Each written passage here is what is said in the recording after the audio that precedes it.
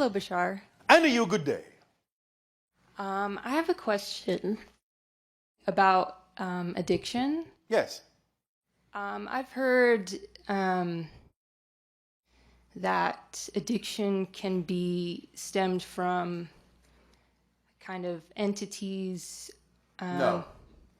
in No. the human energy field. No. No? Where's the responsibility there? I know that was kind of my question. Thank you. Addiction comes from a belief in lack of self-empowerment, which creates a sensation of emptiness that then the consciousness attempts to fill with anything it can. However, it comes from also a denial of that sense of disempowerment, and therefore, instead of actually knowing that the connection is never left to your source of self-empowerment, you are left to believe that you are disconnected.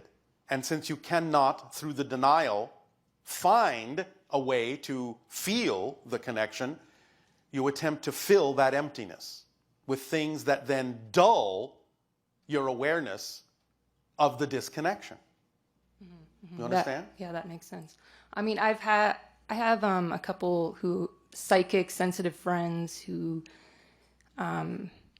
say, like, if you drink or do drugs, you expand yourself, and you open yourself up to kind of negative parasitic. That's different, because you've already created the energy field and you've already created the vibration that may, in a sense, then match the energy of other entities who may be operating on a similar level and attracting yourselves to each other, so to speak.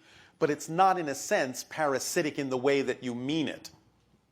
It's simply the idea that it's like vibration to like vibration.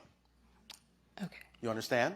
If you find the idea of the belief and let it go and suddenly understand that you are connected to your source of empowerment, you will automatically break that link. And when you're not operating on the same wavelength, something operating on that low wavelength can no longer find you. You become invisible to them. You understand? Interesting, yes. Thank But you. it's not like they're causing it. No. You're the one that's creating it within yourself, and then you're just hanging around with like-minded buddies. Okay, that makes sense. Yes. I have one more question. I live in California by the beach. All right. The last few times I've been there, walked along the shore, there's been hundreds of like dead bees, or some of them half alive. Yes. Just curious if there's any insight you can provide. Well, your scientists are already to some degree aware that there are certain imbalances that you've created in nature through pollution, through viral contamination, and a few other sources that are in many ways causing a deconstruction of the natural connective order. So you're seeing the results of all of that. Yeah, and I didn't know like how they wound up at the beach. It's pretty random, I thought.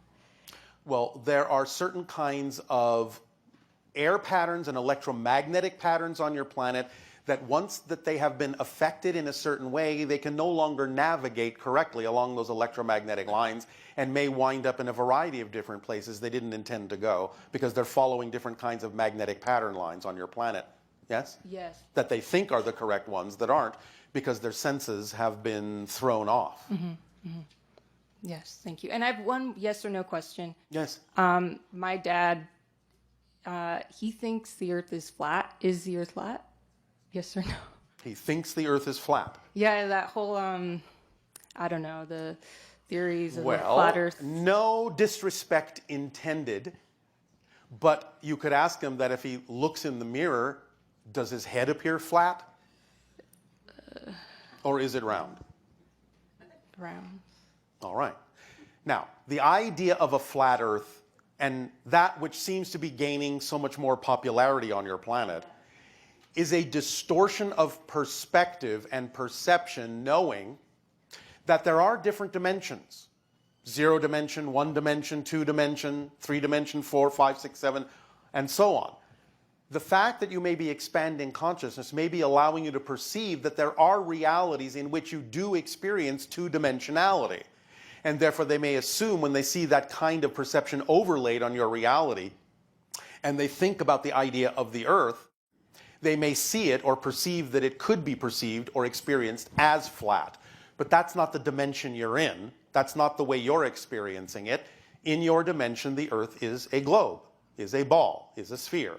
But the idea is that as your senses extend beyond your dimension, it will extend in both directions, up and down, and they may perceive an interpretation that allows them to experience the earth from another dimensional point of view, such as the second dimension, which makes it seem flat.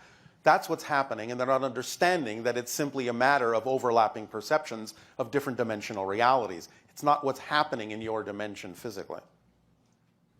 Does that make sense? Yes, it makes sense. All right. Thank you. And to go back a little bit to the first conversation about the so-called idea of parasitic involvement, you sum it up on your planet with a very old-fashioned phrase. Misery loves company. Right. Because they reinforce the negative for each other. That's another technique of the structure of negative beliefs, is that you attract others with negative beliefs to reinforce the negative beliefs within you as you reinforce it within them, so that neither of you will be prone to know that there is a way to change those negative beliefs. Mm-hmm. Oh, so it's all, it connects. That's what you mean by the parasitic nature. So the root is the belief. Yes, of course, it always is. Because only by defining something to be true can you actually create or generate any kind of an experience from there. You cannot have feelings in a vacuum. You cannot have thoughts in a vacuum. You cannot have behavior in a vacuum. If you don't have a definition for something, you don't know how to feel, you don't know what to think, you don't know how to act. Mm-hmm. It all starts with the definition that you believe is true. Mm-hmm. Yes. All right? All right. Thank you very much. You're very welcome.